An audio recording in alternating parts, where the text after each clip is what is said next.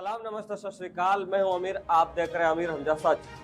Barrister Asaduddin Owaisi साहब ने मस्जिद फौज इलाही का पूरा मामला विस्तार से बयान कर दिया। इसमें किसने साजिश की, किसकी लापरवाही की वजह से ये सब हुआ, क्या हाई कोर्ट का फैसला न्याय संगत था या अन्यायपूर्ण, इस तमाम पहलुओं का विस्तार से ओवैसी साहब ने बताया।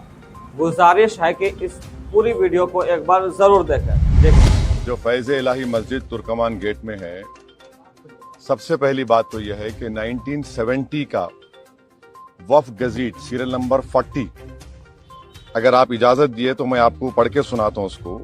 थोड़ा लंबा जवाब रहेगा, आप लोग फास्ट फूड का जवाब मत लो मेरे से। तो ये मेरे गज़ीट कॉपी है, serial number 40 of 1970, Khwaja Faiz Ilahi mosque alias Masjid Gausiyan and graveyard. इसमें 1970 में लिखा हुआ है over 100 years worship and burial of dead bodies. ये वार्ड नंबर लिखा हुआ है, राइट। नंबर 1 ये। दूसरी बात यह है कि हमने प्लेसेस ऑफ वर्शिप एक्ट बनाया कि 15 अगस्त 1947 को जो भी रिलीजियस स्ट्रक्चर जिस किसी समुदाय का होगा, बाबरी मस्जिद को छोड़कर, उसको डिस्टर्ब नहीं किया जाएगा। ये दो बात ज़हन में रखिए। तीसरा क्या हुआ कि नवंबर 2024 को, 12 नवंबर 2025 को दिल्ली हाई कोर्ट ने यह कहा अपने ऑर्डर में, this petition filed in public interest seeks a direction for removal of certain encroachments said to have been found in a joint survey report herein referred to as JSR। Third point ये है कि अब ये जो joint सर्वे हुआ, joint सर्वे में कौन party है, इसमें कौन थे सर्वे रिपोर्ट, सर्वे जब हुआ, conducted by officials of MCD, DDA, land and development office जो मिनिस्ट्री ऑफ अर्बन डेवलपमेंट का है, और चौथा रेवेन्यू डिपार्टमेंट और पब्लिक वर्क्स। जब मेरी जमीन है, आप मेरे को नहीं रख रहे सर्वे में, हाँ मेरी जमीन है, सर्वे मेरे को नहीं रख रहे। चौथी बात यह है कि दिल्ली हाई कोर्ट का जजमेंट गलत है। क्यों गलत है डिवीजन बेंच का? क्योंकि उन्होंने टाइटल डिसाइड कर दिया। अगर जब मेरा मालिकाना हक है उसके ऊपर, तो रूल पोजीशन यह है लॉ के लिहाज से वो वक्फ ट्राइब्यूनल को जाना। पांचवी बात यह है कि जब ये केस चल रहा था तो वक्फ बोर्ड के एडिशनल स्टैंडिंग काउंसिल वहां खड़े हुए थे और उनके मुंह में गुलाब जामुन था, एक लफ्ज नहीं बोले।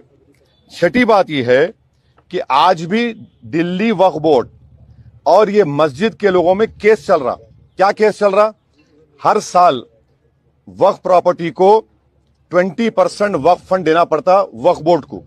दिल्ली वक्फ बोर्ड इनको बोल रहा था 70% दो। ये केस आज भी चल रहा। तो ये Delhi Waqf board is complicit in this matter. जब ये फैसला नवंबर 2025 को आया तो दिल्ली वक्फ बोर्ड को रिव्यू पिटीशन फाइल करना था, रिव्यू पिटीशन फाइल नहीं करे।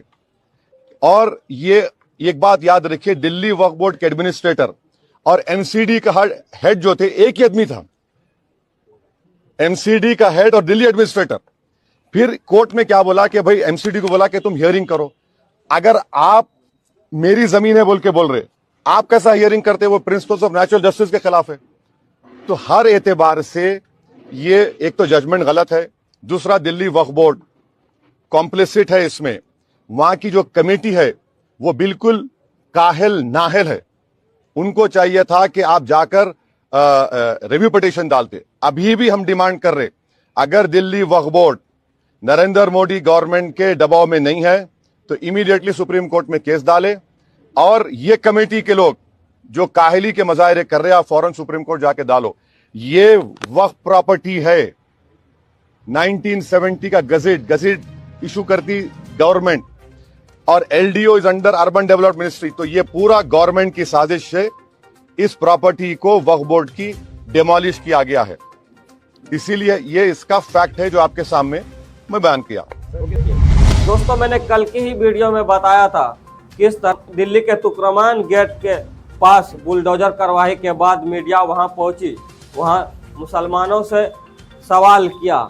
एक चाचा ने जो विस्तार से वहां बयान दिया है वो आपको भी सुनना चाहिए। मीडिया के उकसाव में आकर कुछ भी उल्टा सीधा बोल या प्रतिक्रिया देने की बिल्कुल जरूरत नहीं है। आपके मतलब की बोले तो ठीक है, आपके मतलब की नहीं बोले तो खराब है। तो कुछ बोल, आप ही बोल रहे हो।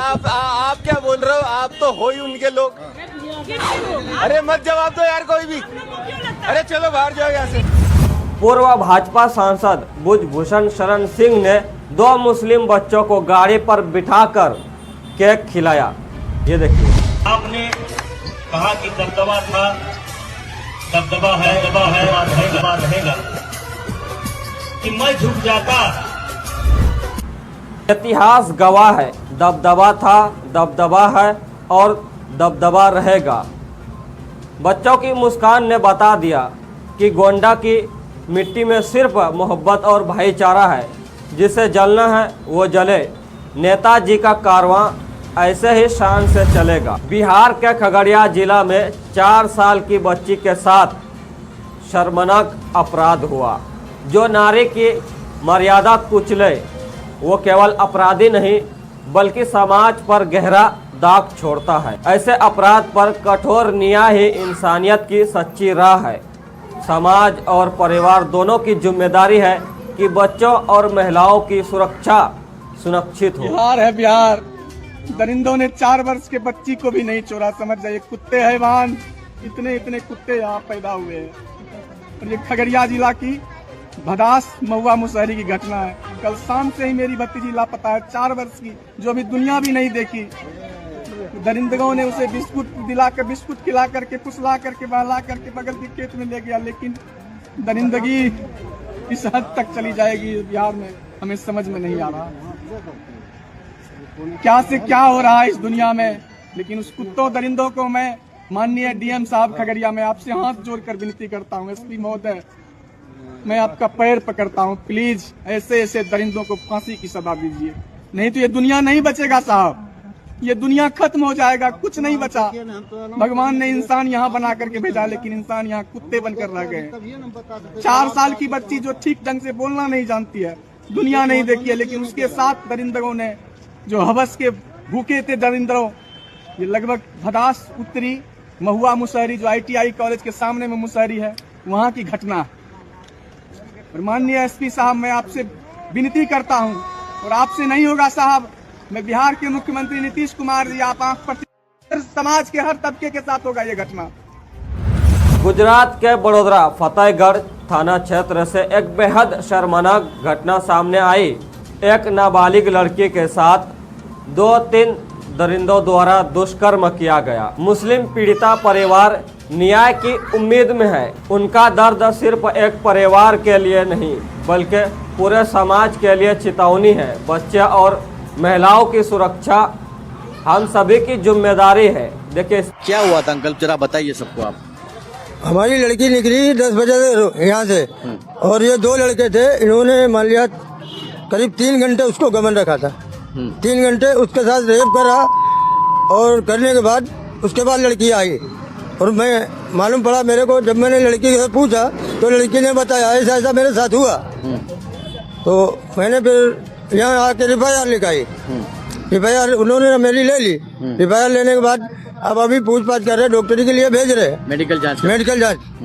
क्या चाहते हैं अभी, क्या न्याय मिलना चाहिए? न्याय मिलना चाहिए हमें, इनको सजा मिलना चाहिए भाई। जो हमारी लड़की के साथ हुआ है वो गलत हुआ है, इसको हमें फैसला चाहिए। हाँ, हमें इसका पूरा फैसला चाहिए, जैसे उनको सजा मिलना चाहिए। हमारी लड़की के साथ जो हुआ है वो आगे मेरी लड़की के साथ, कल दूसरी लड़की के साथ करेंगे। तो सुना पीड़िता का बयान।